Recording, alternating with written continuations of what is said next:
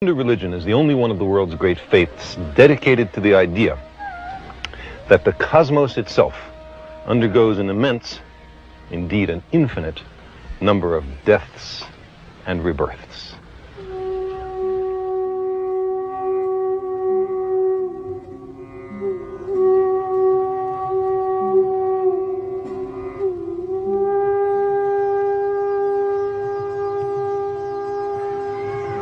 It is the only religion in which the timescales correspond, no doubt by accident, to those of modern scientific cosmology.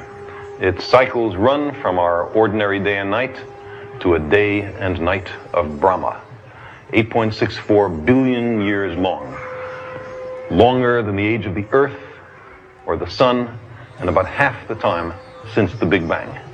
And there are much longer timescales still.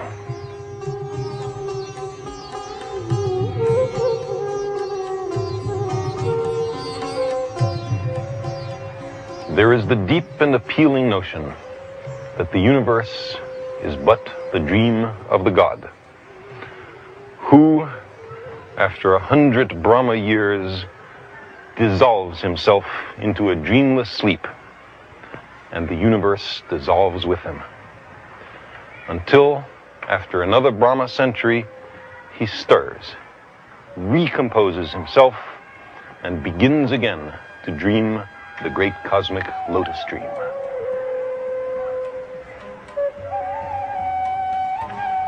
Meanwhile, elsewhere, there are an infinite number of other universes, each with its own God, dreaming the cosmic dream. These great ideas are tempered by another, perhaps still greater.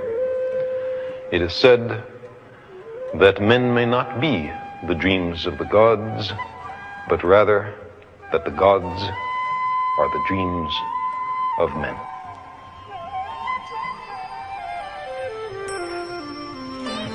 In India, there are many gods, and each god has many manifestations.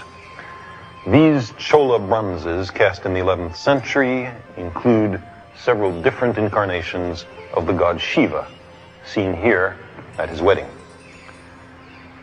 The most elegant and sublime of these bronzes is a representation of the creation of the universe at the beginning of each cosmic cycle, a motif known as the cosmic dance of Shiva.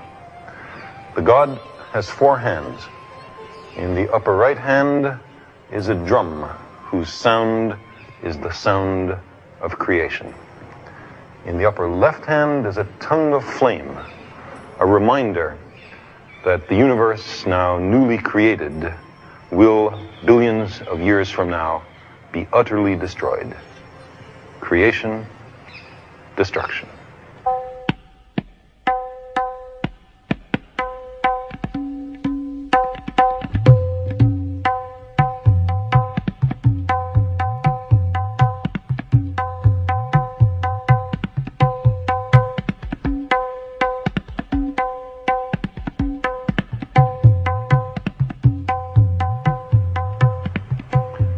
These profound and lovely ideas are central to ancient Hindu beliefs, as exemplified in this Chola temple at Dharasuram. They are a kind of premonition of modern astronomical ideas. Without doubt, the universe has been expanding since the Big Bang, but it is by no means clear that it will continue to expand forever. If there is less than a certain amount of matter in the universe, then the mutual gravitation of the receding galaxies will be insufficient to stop the expansion, and the universe will run away forever.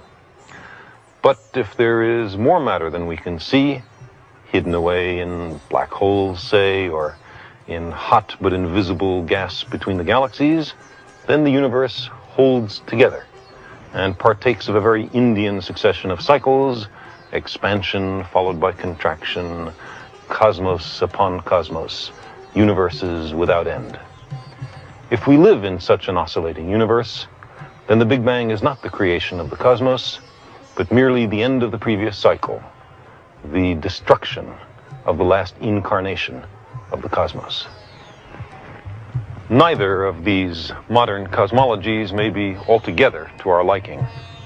In one cosmology, the universe is created somehow from nothing 15 to 20 billion years ago and expands forever, the galaxies mutually receding until the last one disappears over our cosmic horizon. Then the galactic astronomers are out of business. The stars cool and die, matter itself decays, and the universe becomes a thin, cold haze of elementary particles.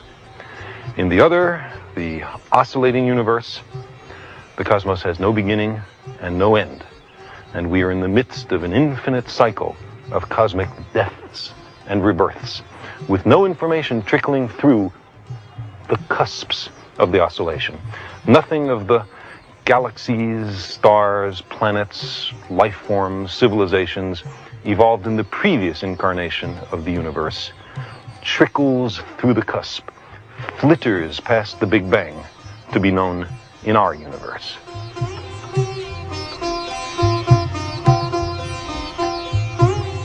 The death of the universe in either cosmology may seem a little depressing, but we may take some solace in the timescales involved. These events will take tens of billions of years or more. Human beings, or our descendants, whoever they might be, can do a great deal of good in tens of billions of years before the cosmos dies.